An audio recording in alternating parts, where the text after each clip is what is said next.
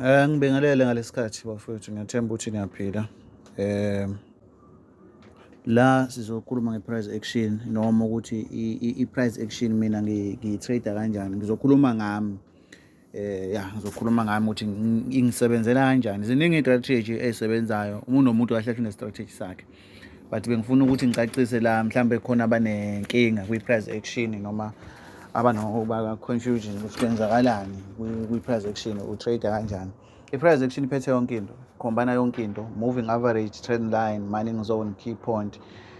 Yonke into ongayicabanga uanalyze. That's why kubalulekile kwe-market ukuthi yonke into oyifundayo enjengama-chart pattern, candlestick pattern, ufuna uyi-combine ekugcineni. Ayikho into esebenza emarket iyodwa.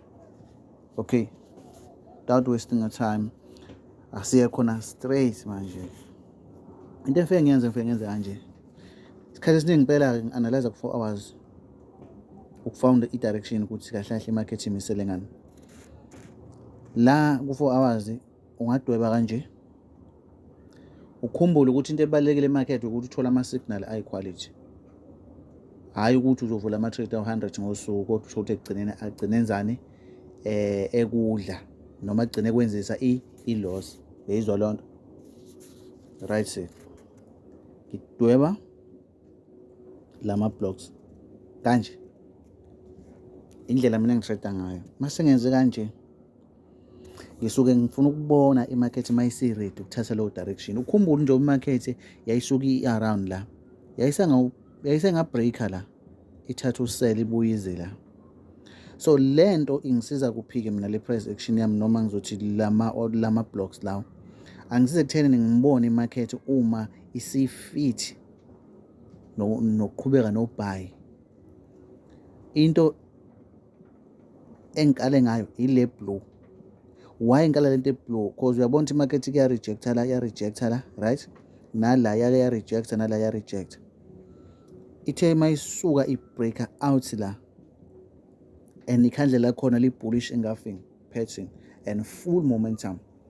Okusho ukuthi li fit. Yabo?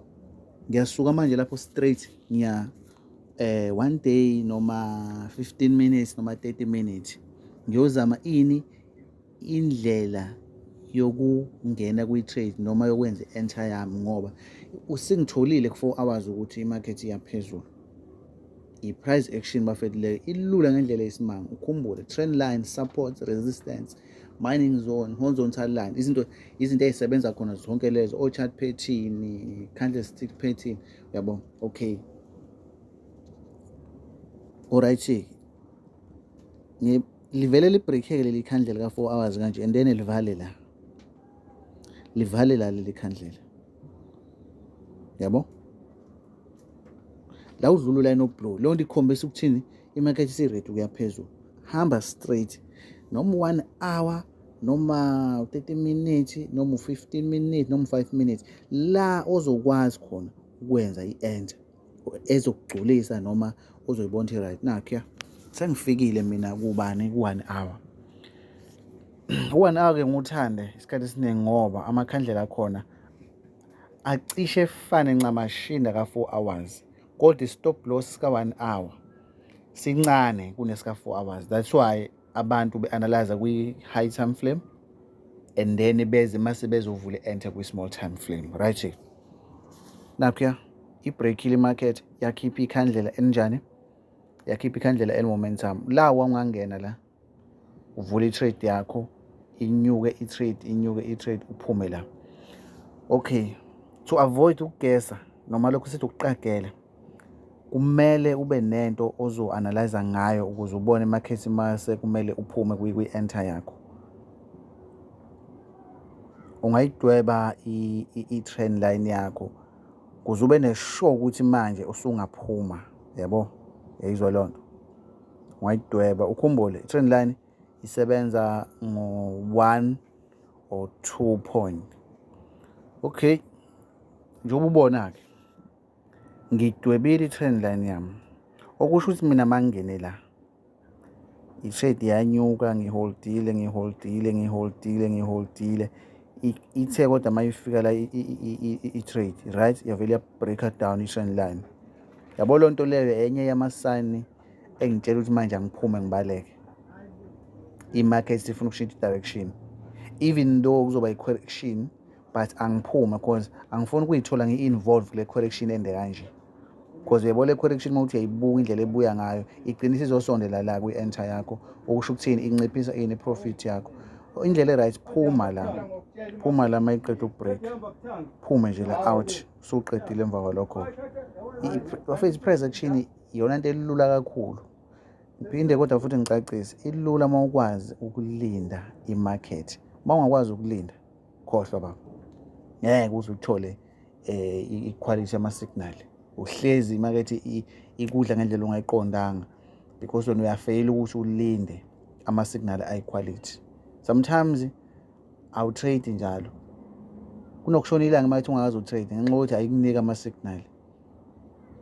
Kodwa futhi ufuna ukwazi ukuthi uma ikunika opportunity uyisebenzise, ungayikhaleli kusasa. Right, back to 4 hours. Ufuna futhi ukukhombisa enye indlela lana obungenza ngayo. I-trend line nje bafethu sikhumbule uyayidweba ngisho ku-1 day, ngisho ku-4 hours, ngisho ku-1 week. I-trend line nje imnandi kakhulu, isebenza yonke indawo i-trend line kahle kahle. Isebenza wonke ama-time frame. Enye indlela obungenza ngayo, uma uthi notice, uma wazi ama-chart pattern, this is a frag pattern. Frag pattern. Uyayidweba kanje. Awuthi ngizoom engabe isiba ufilifili kakhulu, ingabonakala. Angithanda ukuthi ngikhuluma into engacacile noma engabonakali. Le chart pattern le ibizwa ngani? Nge-frag pattern, right? Manje i-frag pattern nawe uzoyibonela ukuthi imise kwani. Uyayibona nje nawe. That's why kubaleka market ukuthi ufunde everything. Kodwa le balekile about ama-analysis, about ukuthola ama-signal, hayi into enganasidingo, yabo? Angithi yabo, ngizama ukukhombisa enye indlela ongathola ngayo futhi i-signal. Dweba nje nansi i-frag pattern yakho. Why udweba i-frag pattern? Uthini umthetho we-frag pattern? Angithi yabo, imarket iyafika yathi yahluleka, yathi yahluleka ukubreaka out, yathi yahluleka, yathi futhi yahluleka, ithe isuku yavela boom, yazo, yathi boom, yayibreaka le frag pattern okuyi-chart pattern. Those chart pattern abalekile ukuthi uwazi uma ngabe umuntu otradeayo, because akuniki confidence ukuthi okay, le trade le ngiyayingena manje showcase. Uma isibreakile kanje nakhona, abanye banemali eziningi bayivula i-trade khona ku-4 hours, bevele umuntu mhlawumbe athi pending order, athi stop loss, noma sibeke la hold the trade yakhe. Mina I'm not afford ukuluza imali enkulu, yabo.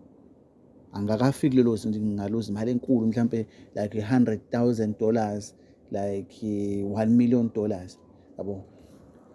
That's why ke mase breakile kumele ngekuphi, mhlawumbe ku1 hour noma 15 minutes, noma ku 30 minutes, anytime frame. Nakho uyabona ukuthi ke uma ufika kule frag pattern, uyabo ukuthi ayishintshile, even ngisho usu1 hour ayishintshile sidalo. Kodwa into eyenzile inginikile indlela ukuthi ngingene, yabo. Ngiyangena la, i-trade yami yahamba i-trade yami yawufika phezulu. Akushintshi lutho futhi, akushintshi lutho ngokwe-exit, ukuthi mhlawumbe u-exita kanjani, akushintshi lutho. Draw i-trend line again, kuze ube neshow ukuthi awugembuli, yonke into oyenzayo uyayazi, uyabo.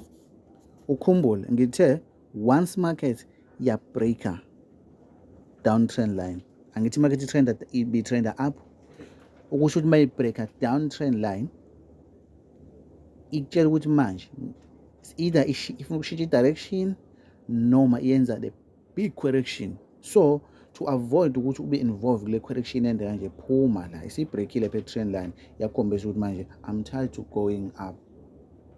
Phuma la, simple. Phuma ulinde enye enter okungcono.